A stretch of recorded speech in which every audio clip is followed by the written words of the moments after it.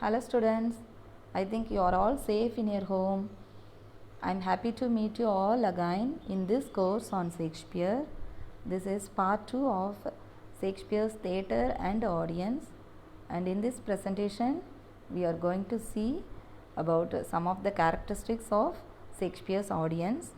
You all know Shakespeare was the most successful playwright of all time, and even now his plays were staged across the world, and students of schools and universities study his plays. This is all because Shakespeare's plays were immediate success in those days itself. The key of his success is his audience. This is because he wrote down all his plays keeping in mind the taste of his audience and gave them what they wanted. Shakespeare's companies was the most successful and his plays filled the theatre. Considering the audience of Shakespeare, Shakespeare had two types of audience. That is, the audience in the gallery and the audience in the pit. The audience in the gallery would be educated and interested in the ideas he was exploring. They would be able to appreciate subtle humor and character development in the play. But the audience in the pit, they were mostly uneducated. They need action, vulgar jokes, slapstick. That is, slapstick is a style of humor focusing on physical comedy. So, those audience, they hoot in the love scene, and they also might be able to appreciate subtleties in the play, but they wanted a sword fight or weird jugglery, and without this, they would start booing or jeering the actors by throwing the rotten fruits or eggs. Thus, keeping the pit happy was one of Shakespeare's major concerns. The Elizabethan audience were generally crude and rough. They came to have a laugh at the antics of the clown and fools. They enjoyed scenes of bloodshed and violence. They wanted comedy even in the middle of tragedy. Therefore, Shakespeare brought gravediggers in Hamlet, the drunken porter in Macbeth, the clown in Othello, and the fool in King Lear. These comic scenes also helped to increase the tragic effect in the tragedy. Elizabethan audience also liked fighting scenes.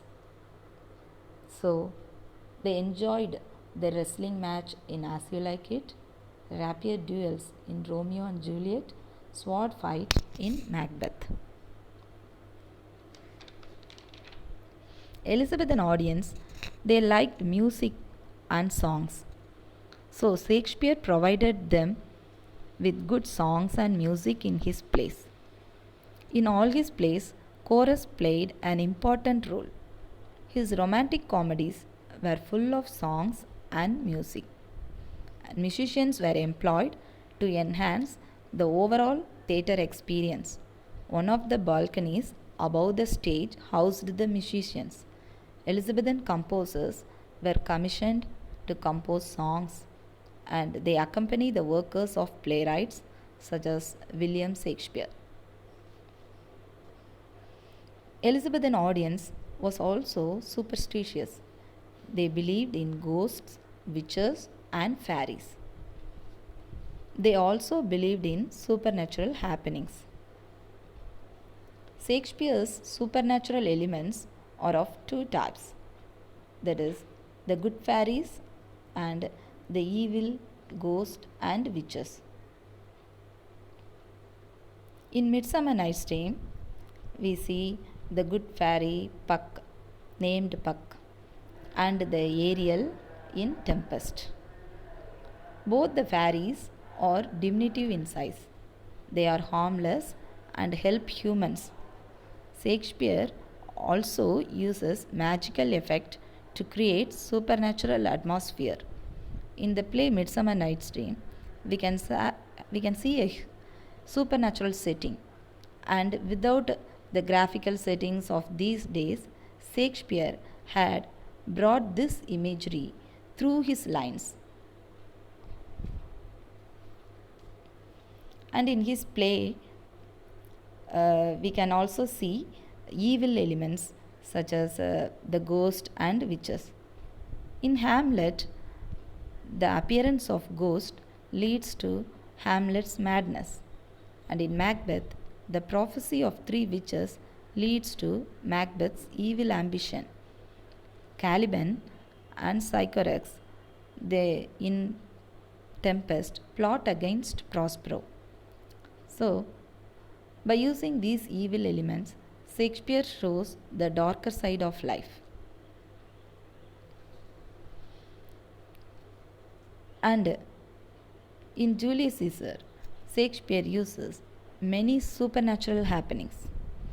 On the day before the death of Caesar, Calpurnia, wife of Caesar, had a nightmare. In it, she had seen many bad omens. A lioness whelped in the streets. It is unusual for the lioness to be delivered in the streets, and the graves opened and exposed their dead. Fiery warrior fought upon the cloud, pouring blood upon the Capitol. The noise of the battle roared in the air, and these are all bad omens. And Shakespeare shows these unnatural happenings as the prodigies and omens that symbolize the general evil.